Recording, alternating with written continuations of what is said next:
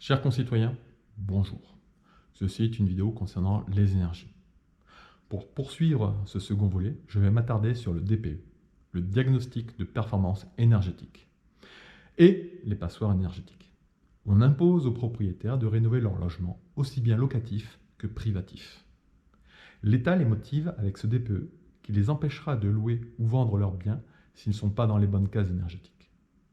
Cela reste très logique dans un sens, car si on rénove correctement un bien, non seulement il prend de la valeur, mais il consomme moins d'énergie. Cependant, avec le calendrier très serré, le manque d'artisans qualifiés et le manque de matières premières, ce calendrier va finir par nous sauter à la figure. Si des logements ne sont plus réglementaires et que l'on a des familles dehors sans logement, je crains qu'il y ait des gros problèmes à venir. De plus, le mode de calcul DPE ne me paraît pas correct. En fonction des critères du logement, même si on fait tous les mêmes travaux, nous n'obtenons pas les mêmes résultats.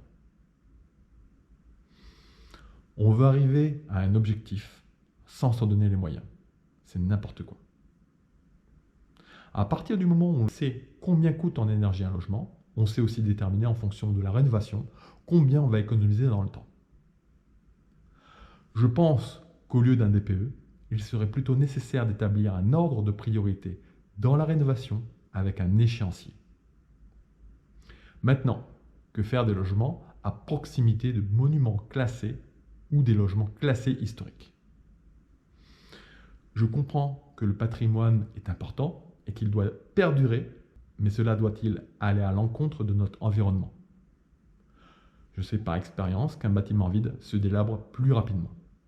Donc, je souhaite que les architectes des bâtiments de France, ABF, assouplissent les règles pour permettre à la fois les rénovations, la préservation et le bien-être. De même, quand on nous parle que les Français doivent faire des efforts, qu'en est-il des bâtiments d'État qui sont de véritables passoires énergétiques? Non seulement ce sont les Français qui vont continuer à payer les factures, mais rien n'est fait pour permettre de faire des économies durables. Combien existe-t-il de logements de fonction, de bâtiments historiques, de bâtiments administratifs qui coûtent en entretien plus cher que 100 logements privés? À un moment, il va falloir choisir entre ce que l'on peut et ce que l'on veut. Pour ma part, un élu ne doit plus vouloir. Attaquons-nous aux plans locaux d'urbanisme, PLU, qui empêchent la plupart du temps de profiter des nouvelles technologies pour éviter le gaspillage. Ces nouvelles technologies sont en fait un regroupement des savoir-faire de nos aïeux.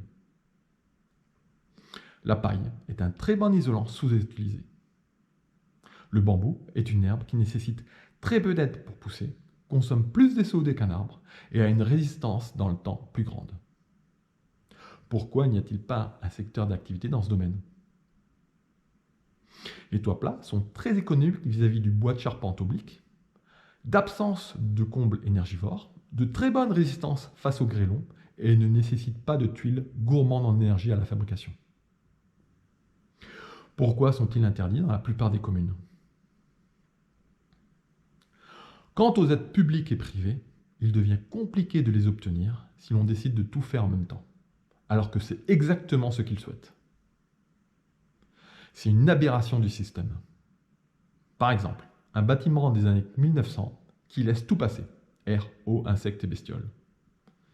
Si l'on décide de refaire le sol, les murs, les fenêtres, le toit et le chauffage, il y a intérêt à bien lire les textes, car à partir du moment où il est considéré comme bâtiment neuf, vous n'avez le droit à plus rien.